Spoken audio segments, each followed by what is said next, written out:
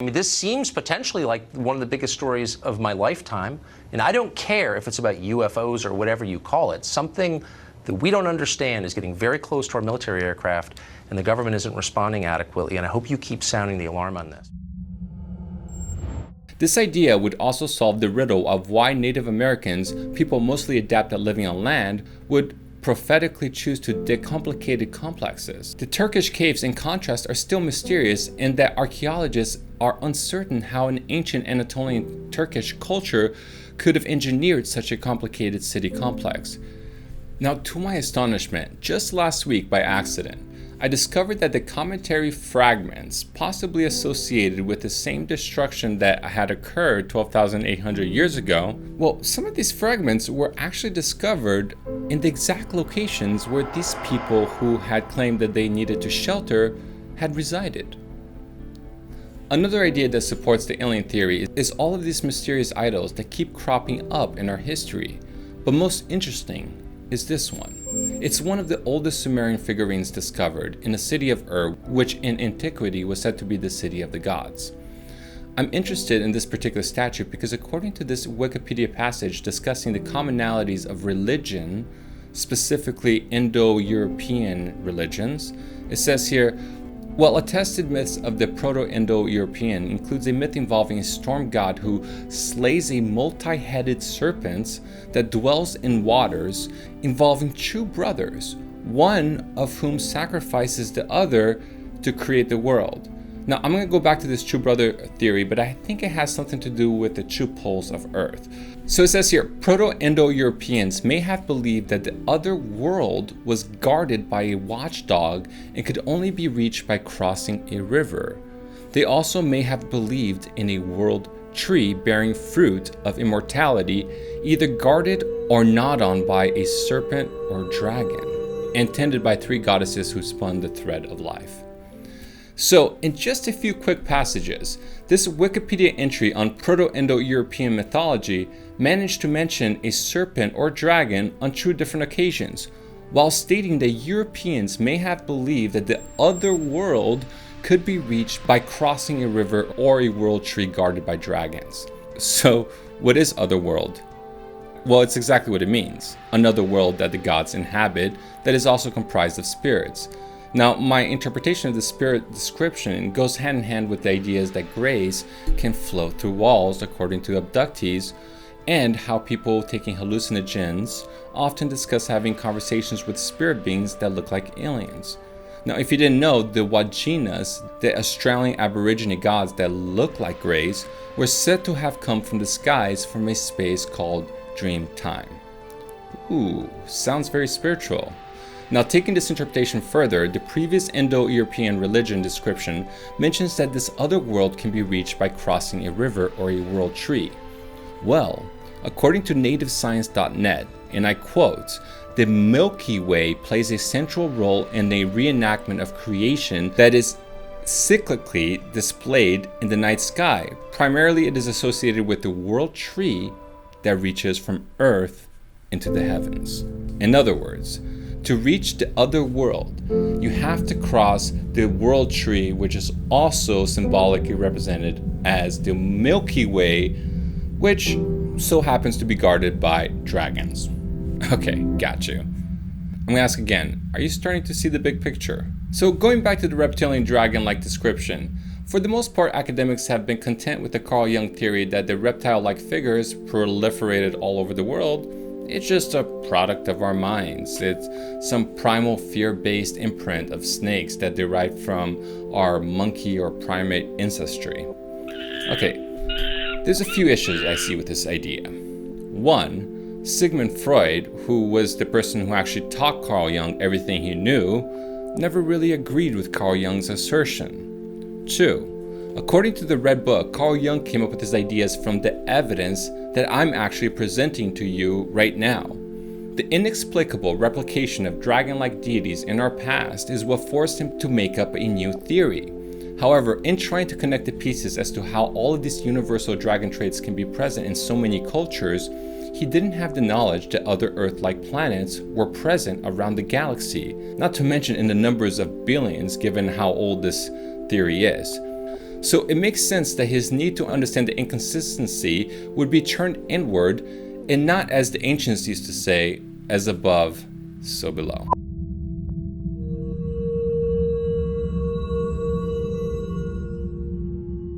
Carl Jung's theory cannot account for all the descriptions that are so common when discussing the dragon. For example, dragons are often associated with inhabiting other worlds or having come from other worlds. Dragons almost always, irregardless of being featured with wings or not, they always have the ability to fly. Dragons are associated with caves. Dragons are almost always associated with intelligence and the ability to communicate vocally or telepathically. And dragons are obsessed with gold. So Carl Jung, tell me, where did my fear-based monkey brain start screaming with that one? Because I can tell you, as a kid, I used to love catching snakes, just to put it out there. But you know what does solve all the inconsistencies? The idea of a visiting alien race that looks like a reptilian. Yeah, I can see David Icke standing up in his chair as we speak. Now, think about this for a second. Dragons associated with other worlds. Okay, extraterrestrial, check. Dragons have the ability to fly irregardless of their wings. Spaceships, check. Dragons are associated with caves. Well, according to the Greek mythology, it was Zeus with his lightning bolts who sentenced the Titans, these reptilian-looking giants, to the underworld. Remember Medusa? She was a Titan. So I'm going to say underworld, caves, check. Dragons are associated with intelligence and sometimes the ability to communicate telepathically. Need I say more? Double check. Dragons being obsessed with gold. Well, according to the Sumerian mythology, man was made by a serpent-like creature as a slave race to excavate gold. So yes, I'm going to give a check to that one. One of the oldest stories in human history, the tale of Adam and Eve, was mostly about how humanity was affected by a talking serpent. So yeah, let's check that one. Something else to consider, the only religion that does not believe in God per se, Buddhism, somehow finds itself believing in dragons. In his path to enlightenment, one of the last obstacles that Gautama Buddha faced was a dragon-like creature that questioned him in his rights to have such enlightenment. So yeah, let's check that one. And what about all the alien abduction descriptions that not only include the already discussed ant people, the Greys, but also reptilians, and sometimes in combination with each other? So yeah, I'm double checking that one. And what is with that crazy occult religion? The Mystery Mithra religion, the Skull and Bones, all the Illuminati groups, the strange blood-drinking rituals with people doing weird rituals in robes. Well, if you didn't know, the original garments of the reptilians was said to have been a red robe. So, just for the sake of fairness, I'll do a half check here just to make it fair for the skeptics. So, as crazy as the mainstreams will make you think reptilian conspiracy theories are, you can see that there are good reasons to postulate such a scenario. Now, if you're still not convinced that a reptilian alien race may have been involved sometime in human history, I wanted to bring back the Dogon culture as reference. So, whereas we were studying the universal qualities of Indo-European religions, this reptilian figure is not just present in Europe, it's also present in cultures like the Dogon people, who had a mythology of frog-faced people who had visited. Similarly, the Hopi Indians had lizard-faced people that was often depicted with their kachina dolls. But the Dogon people weren't the only African cultures to worship such beings. The Igbo people of the Congo also had a similar deity. As a side note, take a look at the ornamentation that the Igbo woman would wear to impress their male counterparts. Looks a lot like a UFO, right? And then why would they have the shapes of sound designed into their anklets? I mean, what is this? I mean, I'm not kidding, I just discovered this the other day. Now, for the Dogon people, it's one thing to say that your gods came from the sky, or that your metallurgical or mathematical knowledge as old as Sumerians came from these gods, or even that the gods came from the same star that another culture like Egyptians worship. It's a whole nother thing when you give the exact astronomical conditions of that star system 80 years before NASA is able to discover it themselves. The Dogon people had it in their legends, recorded by French anthropologists in the 1920s, that the Sirius star system is not only a trinary star system, but that the most distant star is a heavy, nearly invisible companion. Now, it wasn't until 1994 that astronomers began postulating in academic journals that due to the solar perturbations of Sirius, based on mathematical calculations, a highly dense, not very visible, third star companion, likely a white dwarf, had to exist in a star system. I want skeptics to take a second and consider the information I just provided. We're not just talking about legends. We're talking about actual predictions that were made and later validated that also have connections with other legends of different cultures. So it's not just that they had arcane knowledge that was impossible to know without the help of a higher source. They actually attributed that knowledge to a description that today would simply be called extraterrestrial aliens. Oh, and I almost forgot. This theory would also help solve the mystery of all the strangeness of why so many people in the world would even believe that reptilians govern the world. Now, I'm not saying that that's happening directly, but through occult circles, it's a possibility that indirectly there is some influence, especially given our historical records. Now, I should also mention that according to the Dogon people, it wasn't all the citizens who had the ability to meet the sky gods. It was only 8 trusted tribesmen that were given this knowledge. Now, because these 8 people often discussed these issues in private quarters from the rest of the tribe, it was said that the Dogon people had some of the earliest secret society-like gatherings. So, secret societies were not just an European thing. Now, here's where this theory comes full circle. If the aliens did visit Earth and affect its history, when did they arrive? Well, although it's natural to assume that they arrived when man was created 250,000 years ago, or more perhaps, who's to say that they remained here or only visited once? And if they did create humans, and there is no evidence of them living here now, isn't it safe to assume that their visitation is perhaps cyclical? And that was the clincher for me. You see, I always assumed that if there was alien visitation, that it would have to be an ongoing thing. Or I thought that it would have to have happened from the very beginning. But because we have so little records prior to 12,000 years ago, and so much history prior to that, really there's no good evidence to suggest what I was just assuming would be probable as their end result. It's very possible that humanity has gone stretches of visitations and lack of visitations.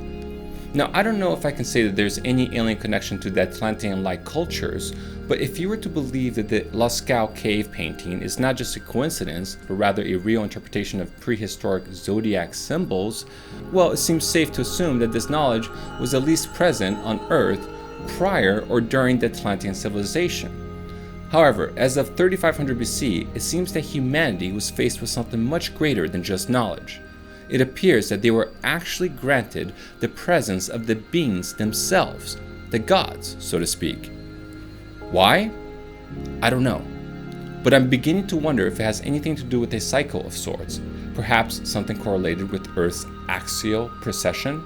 Now, if you're to consider that there might be variation in a few hundred years between culture to culture and alien visitation, and if you're to assume that the Olmec writings started around 3200 BC, well, according to the Mayans, that age would fit very, very nicely to their 5,129 year cycle, which they claim there is 5 of, which makes up a full Earth axial precession. So under this narrative, the knowledge that aliens would have brought to Earth may have been present even before the destruction of Atlantis, but for 6,000 years, after the proposed date Atlantis was destroyed, it seems humans was left alone, on their own, barely surviving in a mostly nomadic-like lifestyle until something dramatic happened that was universal throughout the world around 3500 to 3200 BC.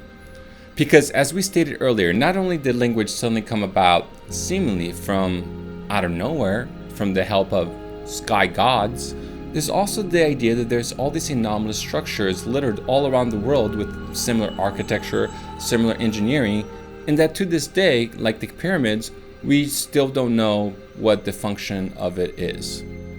Now, just as a side note, I found 21 pyramids in China on Google Earth by following a simple pattern. I noticed with just a few pyramids that they seemed to be going in a line. So I followed that line, and then within an hour I had discovered over 21 pyramids. The pattern had to be real, otherwise there's no way I could have found that many pyramids in such a short amount of time. Now, what I noticed is that this line was also perfectly parallel to a river present a few miles away from the pyramids, probably a few miles away because of geological forces that occurred in time. But the point is, like Giza, these pyramids had the proximity of water as a basis for their positions on Earth's topography. You can take this two ways. Either they needed water to build the pyramids, or water was necessary for whatever the mysterious function of the pyramid is. Now, I don't know all the answers, but what I do know is that Edgar Cayce once gave a reading that the pyramids were built from the forces that make iron swim, and that this would be discovered in 1958.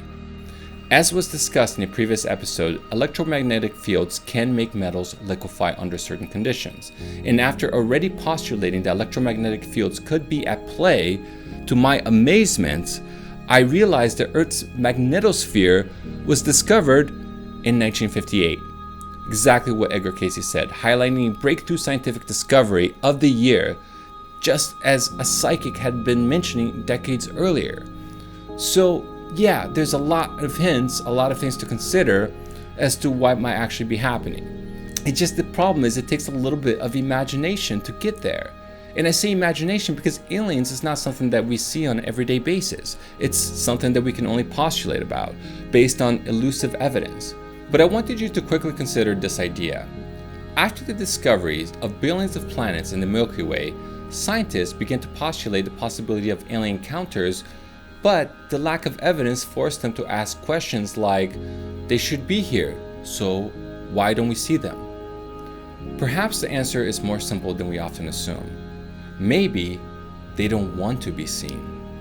And maybe we're not smart enough to realize that we are at the other end of the experiments. We are like the animals being tracked and then put back on the wild, left to wonder, what in the world just happened? Why are these weird reptile symbols all over the world?